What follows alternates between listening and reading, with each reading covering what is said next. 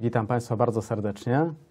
Gościem mojej dzisiejszej rozmowy jest ksiądz dr Antje Jackelien ze Szwecji, teolożka szwedzka, arcybiskup luterańskiego kościoła Szwecji, którym była przez 8 lat i dopiero parę miesięcy temu odeszła na emeryturę.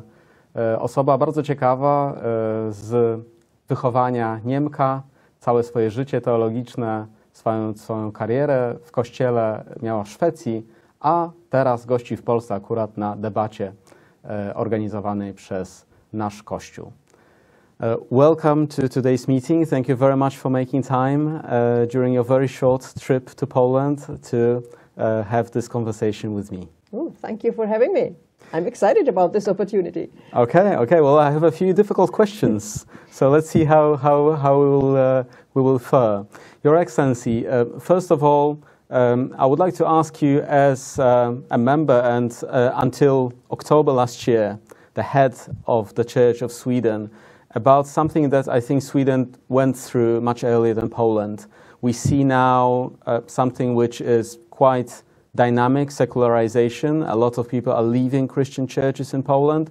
Some of them are leaving faith. Some of them are just leaving churches, and they try to find a new place within the Christian communities. Sweden has undergone this process much earlier than Poland. What would be your advice? How should we as communities of faith prepare? What should we do to also maybe help these people stay in the Christian church? Yeah, that's indeed the big question, and of course not all that easy to say, do this or do that. And this secularization is sort of a tricky thing. If I think of Sweden, Sweden loves to talk about itself as one of the most secularized countries in the world. We are so secular, almost boasting about that. But then again, I mean, more than 50% of the Swedes belong to the Church of Sweden, the Lutheran Church of Sweden. And there are other churches as well. There's the Roman Catholic Church, there are Orthodox churches, there are free churches. So a lot of Swedes actually belong to churches. So how does that go together? And the longer I have lived in Sweden and served the church and served people, I think you can say that the secular is not as deep as people like to think. If you scratch the surface, there is a lot left of Christian tradition, of Christian ideas, and that is good, because society, in the sense that you say, oh, Sweden is secularized, it's very Lutheran secularized, because there is this sense of that education matters, the word matters, Bildung matters.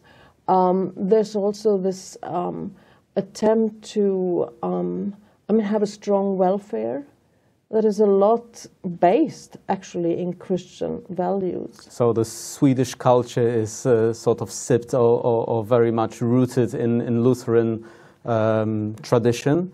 But when you say that many people are members of Lutheran or other Christian churches in Sweden, does it mean that it's a part of the tradition, so people are maybe more passive and they just stay passively in the churches? Why are they members of the church if they believe that they are? So are they non-believers and still within the church? It's a wide spectrum. I mean, there are people who say we are members of the church because we are believers. There are also people who say, it's always been part of our family, it just is the way it should be. There are others who say, no, I'm not a believer, or they say, I don't know whether I'm a believer or not, but I do think that the church does so many important things, so I want to support that. Others say, oh, the cultural heritage, the church buildings, the church music, all of that is so wonderful.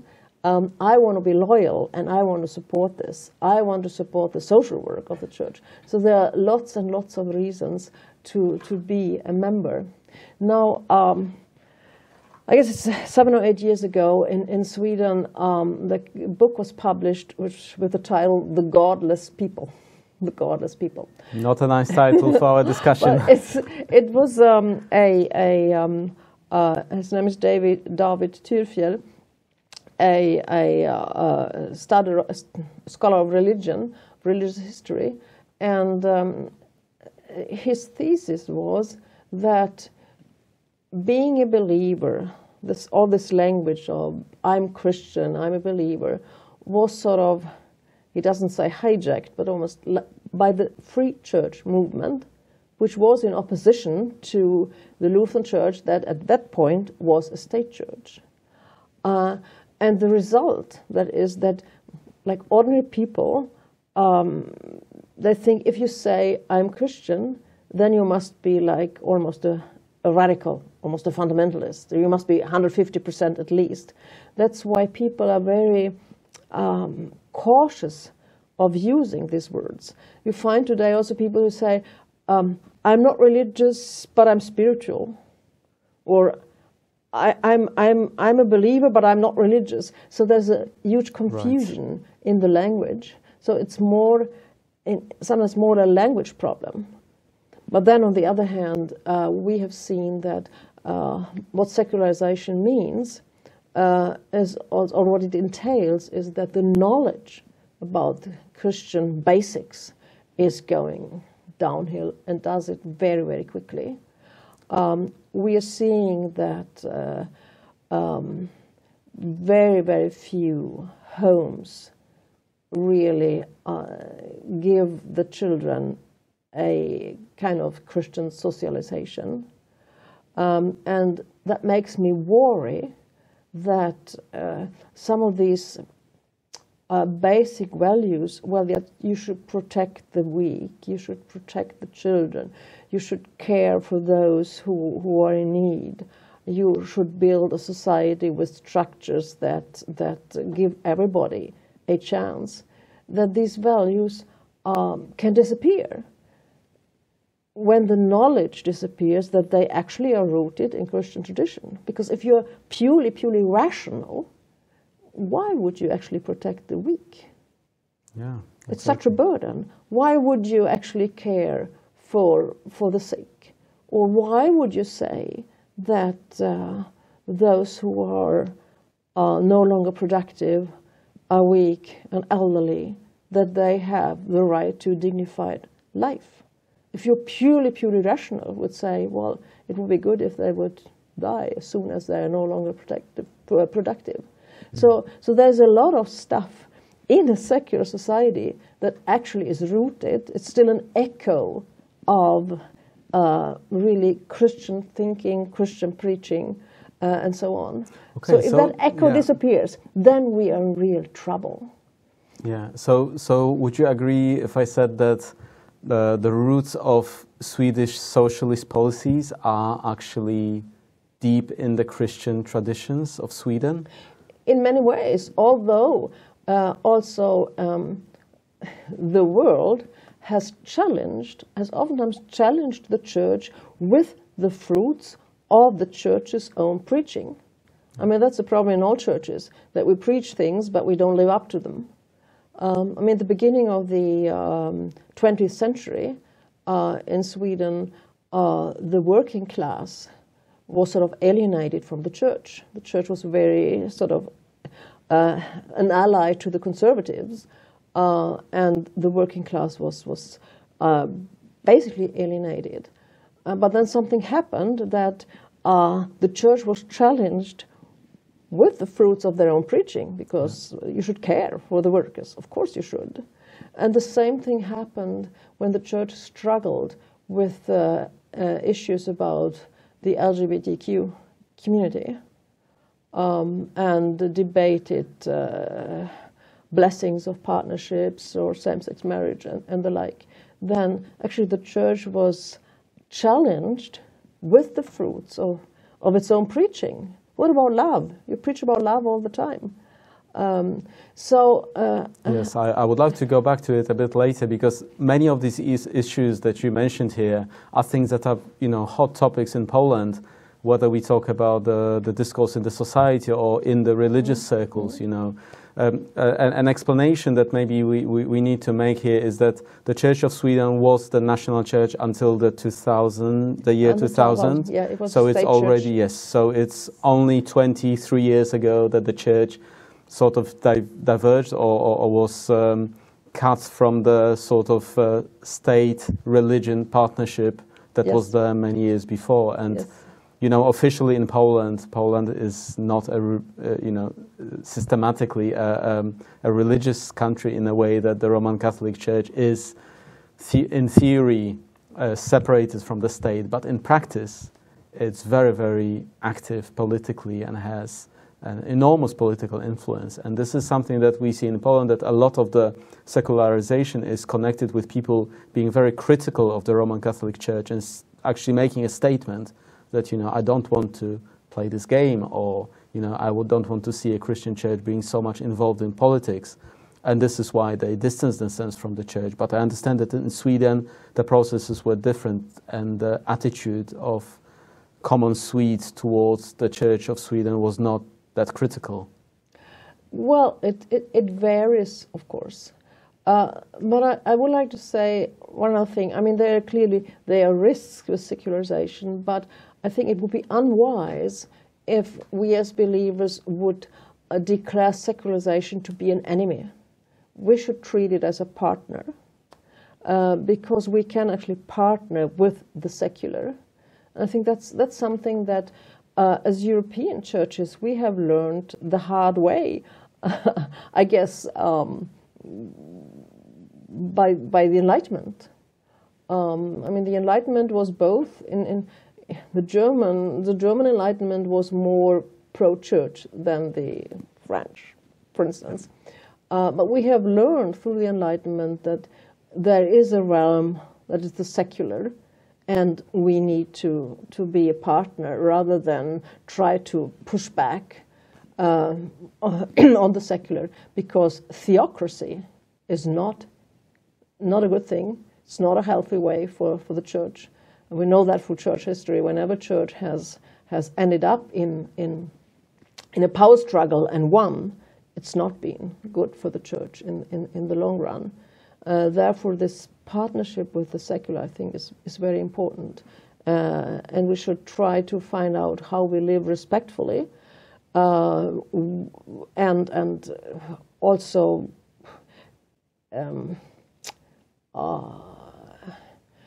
yeah, I think the secular can react to the church like indifferent and say, well, we don't care.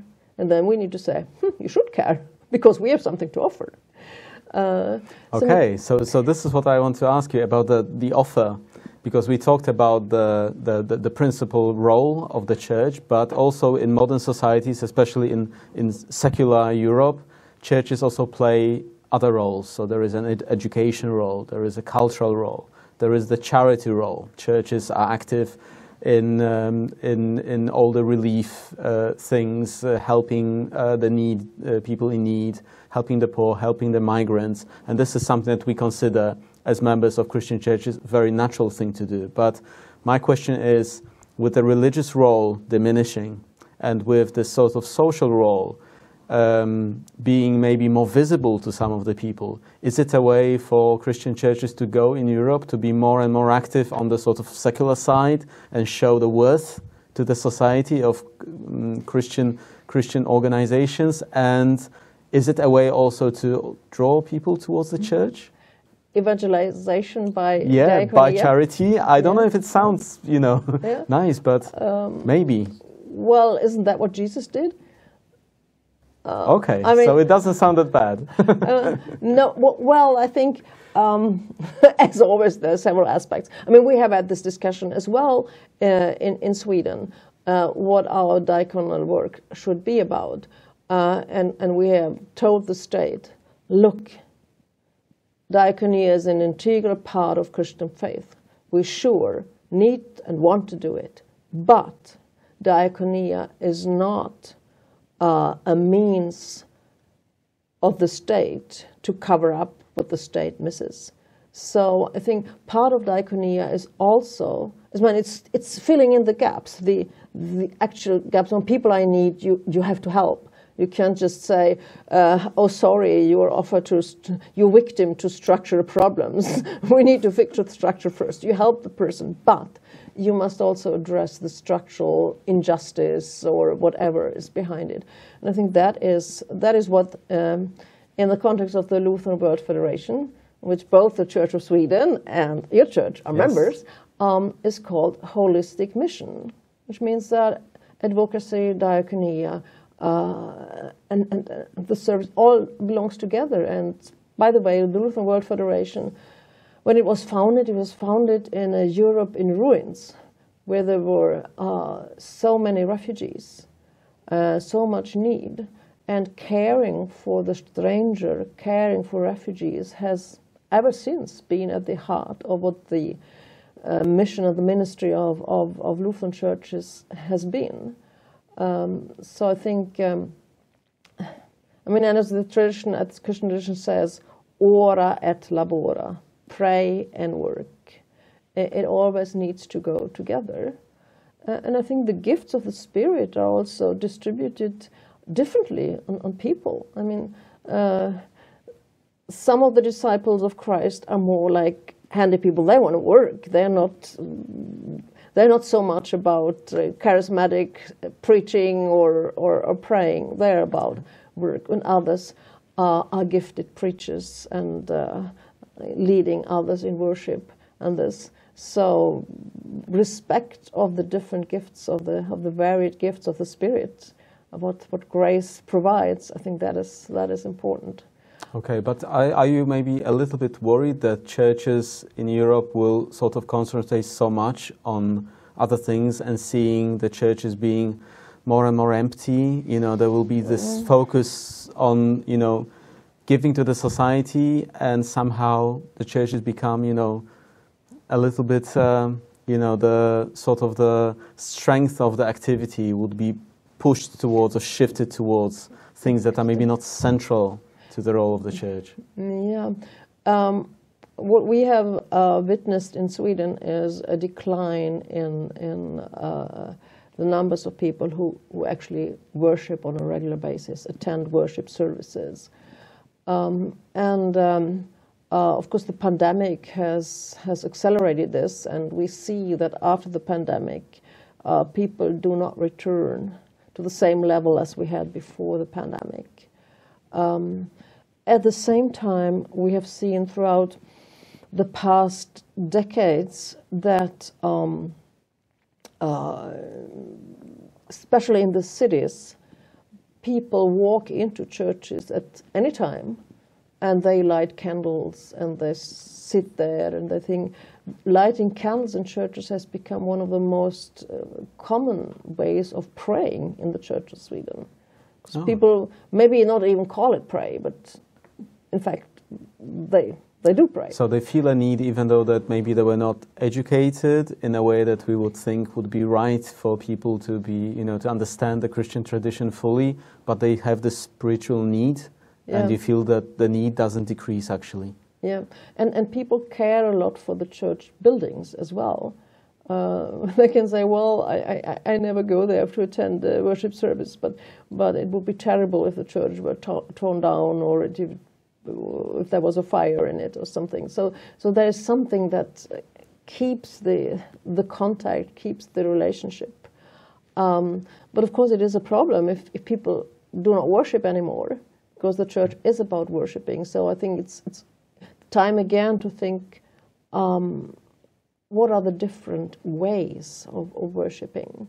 How do pastors, how do congregations serve the people who just drop in rather than gather for?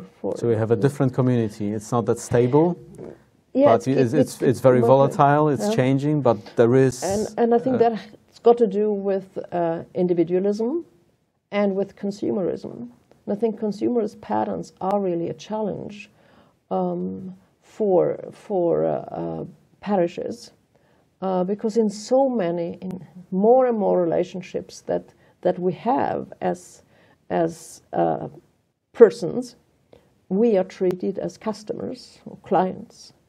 And I think we see in our parishes that there is this sort of, that people think, well, the professionals that produce religious experiences for the members to consume.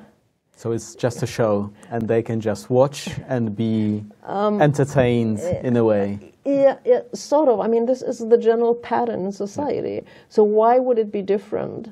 And we know that if it's political parties, trade unions, associations of different kinds, sports and culture, they all struggle to maintain their membership, because people's patterns of engaging is more, oh, I like this, I engage in this particular event, or I want to engage for a month or so, but I'm not committing for a whole life.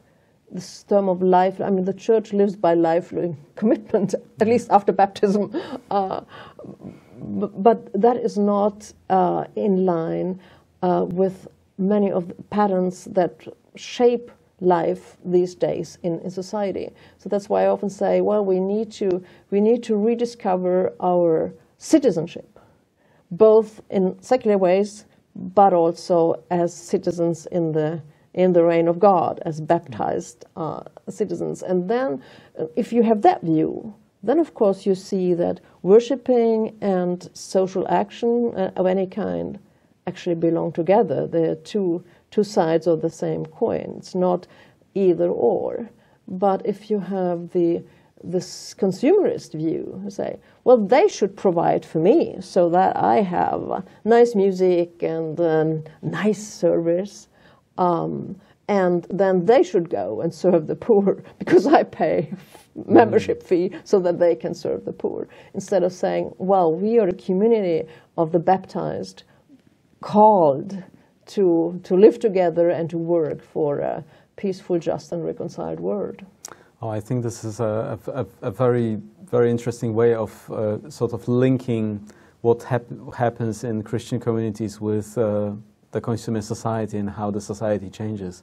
Yeah. I think this is something that we see in Poland probably as strongly as you see in Sweden, definitely. Okay, and maybe going from there, of course, Church of Sweden was the predominant Christian church and is in Sweden, while the Lutheran Church in Poland is a minority church. But I would like to ask you about something that is quite difficult for us, because we see the Roman Catholic Church, the most important church in Poland, under increased scrutiny and also critique by the civil society because of all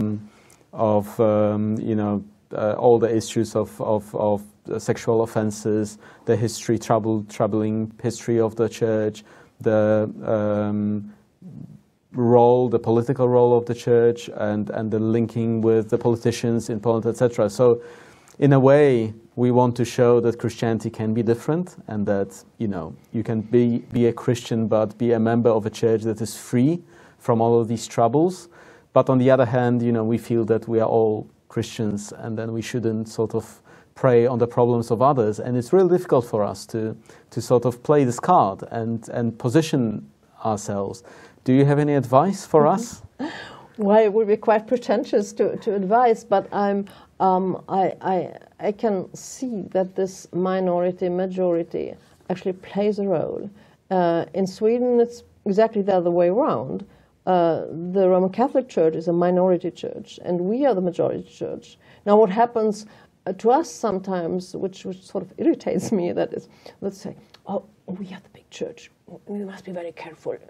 So, well, no, we need to claim the space, but do it in an ecumenic, sound way, together with others, and not like deprive the community something the community could have just because we think, no, we must be like this because we are big. In Sweden, the Roman Catholic Church is engaged in the ecumenical work. And I know in countries where the Roman Catholic Church is in the majority, it's often not as engaged in ecumenical work. So even the Catholic Church is actually affected by being in a minority and then being more like inclined to be in touch and work together with other churches. So I look at the Roman Catholic Church with sympathy, but also with great worries. And that is because of the scandals, but also because of those hierarchical patterns that just are not in line with the gospel, and which just alienate more and more people from the church, not least women. I mean, it just doesn't work to say, yeah, we baptize you, but you have no access to the other offices, to ordination, because there's no real reason. And I know that even Catholics have a hard time explaining why that is the case. But then also I see in countries like Germany and Sweden that many people do not differentiate between the churches and say, oh, if the church behaves badly, it doesn't matter what my own church is, I just resign, I leave. Yeah. I I think for many people in Poland, they put together belonging to an organization, a church organization, and believing. They put it as one. So if they see so many scandals and so many problems of the Roman Catholic Church, they feel that actually they were, in a way, they have to reject the religion as well, and they feel that it's a really bad way of thinking. Yeah, I have often said, I mean, the time where one church could triumph over the shortcomings of another church, they are gone, because I mean, if the Catholics miss out, even Protestants leave their churches, and if the Protestants miss out, even Catholics leave. This feeling, which I think many Catholics had. Actually, when I grew up in Germany, it was sometimes said the difference between Catholics and Protestants is that Catholics, they regard church as their family. You can be mad at your family, but you don't leave it. You're still family. Whereas Protestants say, if I don't like it, I leave. Sort of thing. But I think even this family feeling within the Catholic Church, in many ways, has weakened, and even Catholics are leaving. And of course, scandals, they just stand in the way for the real joys and challenges of faith. And that should not be the case. And I think it's just the hierarchical structures that create a lack of transparency, which translates on the level of the lay people into a lack of trust and confidence. And that is like a poison for the church. That's why I'm so worried, even though I look at the Catholic Church with sympathy. Yeah. Okay, well, another issue that is important in Poland is the whole discussion between the liberals and the conservatives. You know, Poland is quite a conservative country, and you mentioned the discussions in the Church of Sweden about the LGBT plus communities. You know, this is something that is, just happening in Poland, and we as Lutherans in Poland feel that we are quite open and liberal compared to other Christian churches in Poland, especially, of course, the Roman Catholic Church. Issues that are, difficult things in the society, sexual orientation, abortion, other things. But even within our own church, we have a discussion, whether we should actually, proceed on this path of liberalization, or whether we should cater also for some of the more conservative members of the church. So changing the church together with the times, are we actually losing some of the believers, or is this the right way to go? So even though we see the world is changing so much and our societies are changing so much, it's still difficult for churches to understand how fast they should be actually changing together with the times. So if I could, I would just abolish this polarization between liberal and conservative. These labels, they are not helpful, and yet they are there. I know they're even in the Swedish context, and I mean wherever you look, it's there. I mean, what I would like is to focus on as Christians is, what does the love of God urge us to do?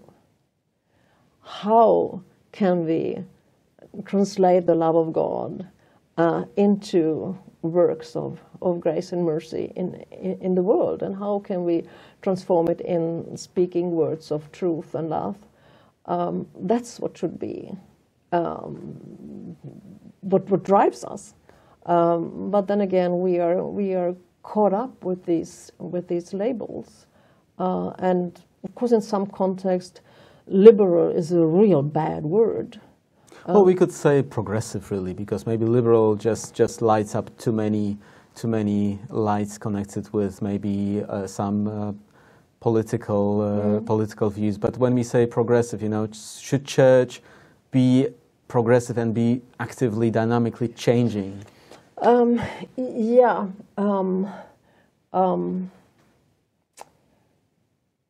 Yes, because on the one hand, because we are deeply rooted in the gospel, we have our roots there, but then we are called to live our baptismal call.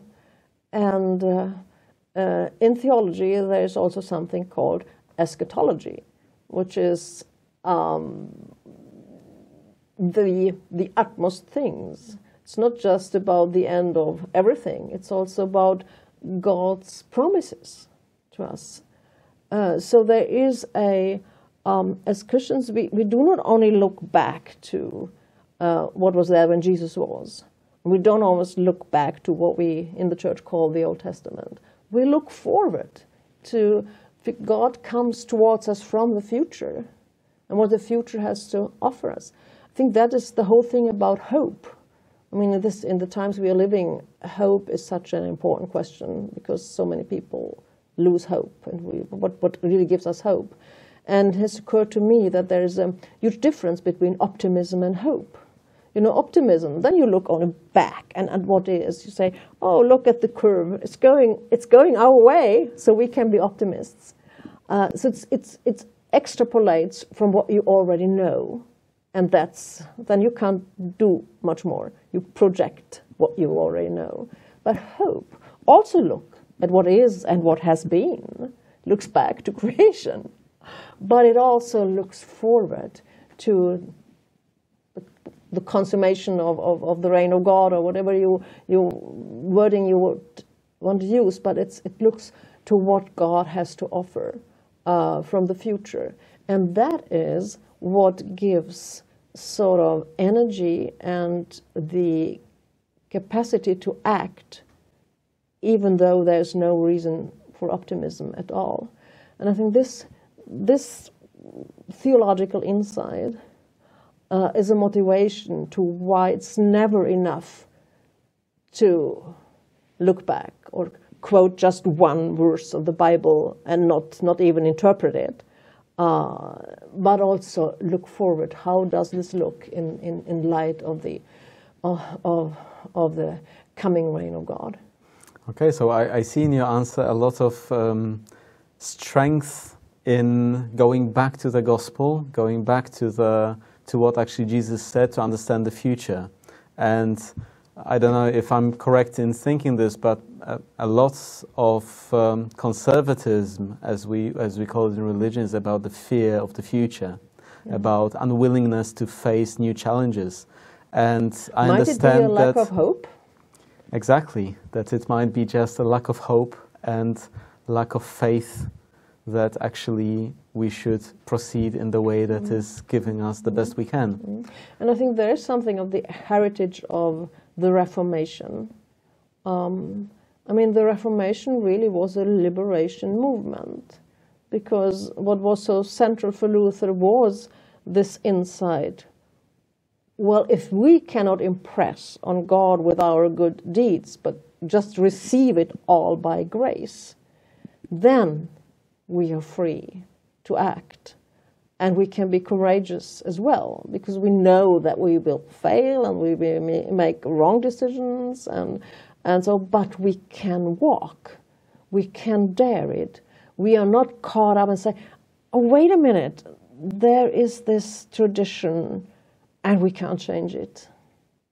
Yes, we can change traditions when they have come to the point that they actually hinder the love to work, when they hamper the flourishing of women, men, and children.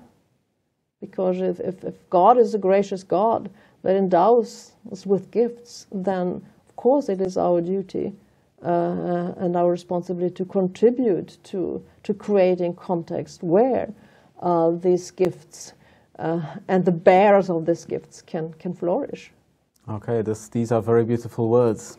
So I think we have a clear path to go, not being afraid of changes, even though some of those changes to some of us might be controversial and we might be thinking that it was different before, but then the world is changing all the time and we should be open to these new challenges and, as you said, go back to the spirit of the Christian faith rather than to the rules and regulations of the tradition.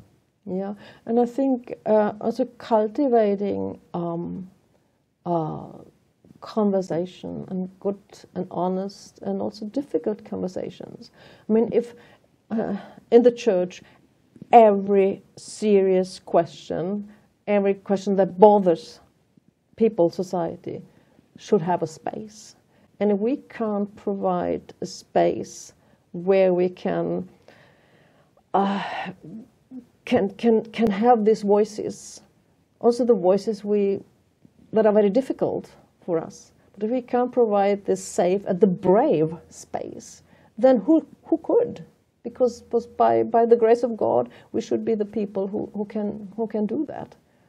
And I remember in the context of the Lutheran World Federation when that's about 10 years ago, and there was a lot of serious worries about the moves towards blessing of same-sex relationships and the whole homosexuality and all this. And we had conversations with representatives from all over the world in groups like 8-9 people, and we just listened to the experiences from our respective churches. And what impressed me very much was when a person from India said, you know what, in our conversations, homosexuality does not exist.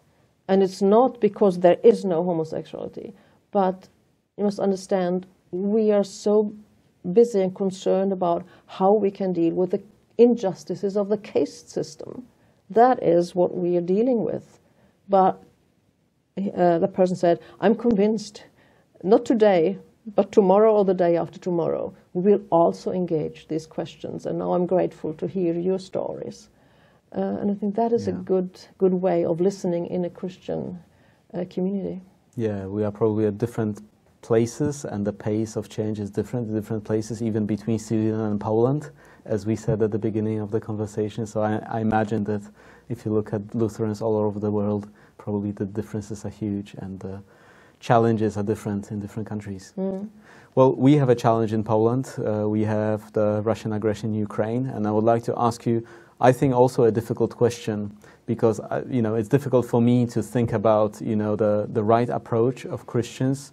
A war is a war, and I think in Poland predominantly we are very supportive of Ukrainian war effort, and some of us, including the Christian communities, proactively help Ukrainians not only in all the relief work, but also supporting them in terms of military aid. Mm. And this is something which is, difficult on the religious level. You know, how, as Christians, how should we approach situations like these, where we see there is a Russian aggression on Ukraine, there is suffering, there is death, and we want Ukraine to win and to protect the country, but, you know, still, you know, how can we support the war effort without or with being true to our Christian faith?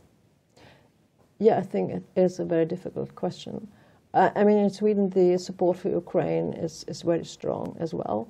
And one of my predecessors, who is very pacifist and has done a lot about violence and war, a lot of work, and has written a book that peace is the way to peace.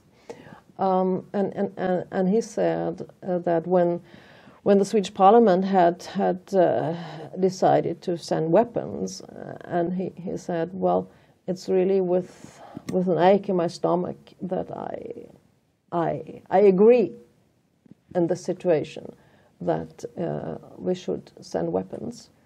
And I think, again, the most important question is, what is it that the love of Christ urges us to do? And I do think that Christians will end up different answers. I mean, it's clear that we all want to work for peace as soon as possible. But how do we do that? I think the how will lead us in different ways. I mean, prolonging the war is also prolonging the suffering, and actually increasing the number of people who will lose their lives. So that's why you could say, well, weapons is a good way. Whereas what kind of weapons will cause what? So it is very difficult. And then, of course, is the role of the churches who involved. I mean, thinking especially on the Russian Orthodox Church. I mean, it was so clearly an outcry about what the Patriarch said. And I mean, yesterday in the conversation, everybody was very clear about what the Carta Ecumenica says, that we should all resist as churches being used of and misused for nationalist endeavors. Yeah. I think that is true. If I may, I would like to quote from this little booklet from the Lutheran World Federation, "The Church in the Public Space," which I have found very helpful. And it has in the end, it has the ABCDE of the church engagement in the public space. Oh, it makes everything easy. Okay. Well, it doesn't give the easy answers, but I think it is a help to find out what should be our way. And the A is assessing public issues in participatory ways. That is, making assessment analysis with involving the people who are stakeholders in this, and then building relationships of trust.